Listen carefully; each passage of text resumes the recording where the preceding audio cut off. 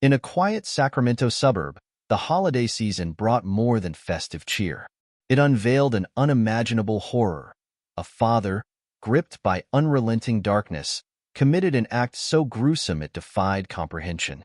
What led Andrey Demskiy, a 28-year-old husband and father, to turn on his own flesh and blood in a crime that shocked the nation? This is a story of tragedy, shattered trust, and a community forever scarred. Yeah, it actually started about 4:15 this morning as a family disturbance. Deputies arrived, actually confirmed that there was a domestic violence incident that they initially thought they were investigating. When they learned the suspect was inside, they went to contact him. He refused to answer the door, learned there was actually a child inside. After some brief time trying to get in, they actually forced entry, contacted the suspect, who fought a little bit, were able to get him detained. In 20 years that I've been on, I can't think of a case worse than this. On the evening of December 20th, 2024, a desperate 911 call shattered the peace of a Sacramento neighborhood. Andrey Demskiy, trembling and out of breath, pleaded for help. Her words were chilling. Her husband, Andrey, had turned violent. She and her mother, who had been visiting, barely escaped his wrath. Left behind in the house was 1-year-old Micah, her only child. The urgency in Angelina's voice pushed authorities to respond immediately. She recounted how Andrey's behavior had grown increasingly erratic over the past weeks, culminating in a physical assault that day. But nothing could have prepared deputies for what they would find inside the home. When officers arrived, they were met with silence.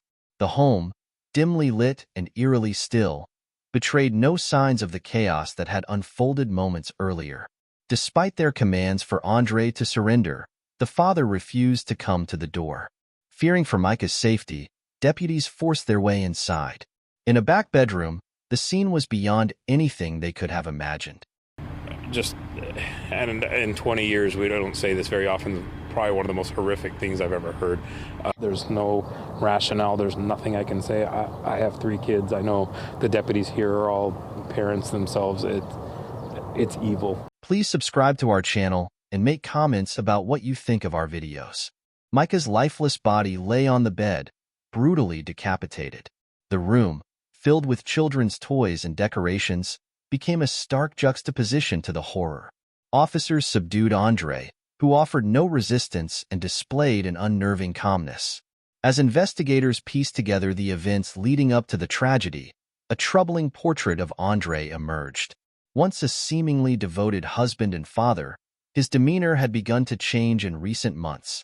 Angelina confided that he had been battling untreated mental health issues, marked by episodes of paranoia and rage. Despite her efforts to encourage him to seek help, Andrey refused, growing more isolated and unpredictable.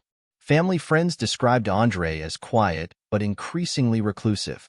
He had no prior criminal record, but his escalating temper hinted at a deep, unresolved turmoil.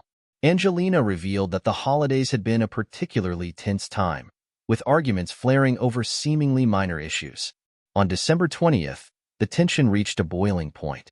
Witnesses reported hearing shouting from the Demskiy home earlier in the day.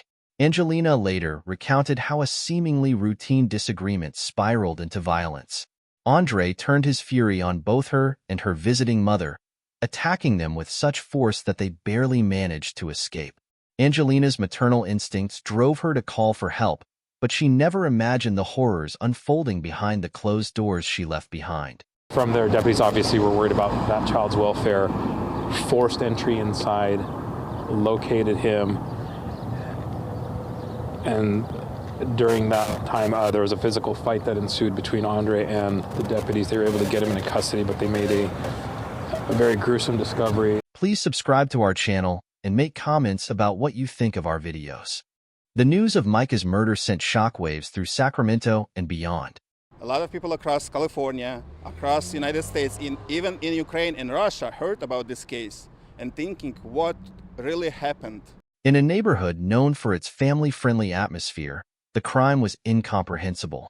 Within hours, a makeshift memorial began to grow outside the Demskiy residence. Teddy bears, candles, and handwritten notes from grieving neighbors lined the sidewalk. "He was such a happy baby," one neighbor said, her voice trembling, "always smiling when we saw him on walks. How could this happen?" Local leaders and mental health advocates seized the moment to call for increased awareness of domestic violence and mental health resources. The tragedy became a rallying cry for early intervention and support for families in crisis. Andrey Demskiy was charged with 3 felonies: first-degree murder, assault with a deadly weapon, and corporal injury to a spouse. Prosecutors announced their intention to seek the maximum penalty, citing the brutality of the crime. During his first court appearance, Andrey remained expressionless, offering no insight into his motives. The case has since garnered national attention, sparking debates about the intersections of mental health, domestic violence, and the safety of children. He came in the garb that you would see someone wearing who is in the psychiatric facility. He's had a clear, significant mental health issue. We're going to be looking into that. That's really all I can say at the moment. Legal analysts predict a drawn-out trial as defense attorneys explore whether Andrey's mental state could lead to an insanity plea. For Angelina, the loss of Micah is a wound that will never heal. She spoke at a vigil held in her son's memory, her voice breaking as she described the joy he brought to their lives.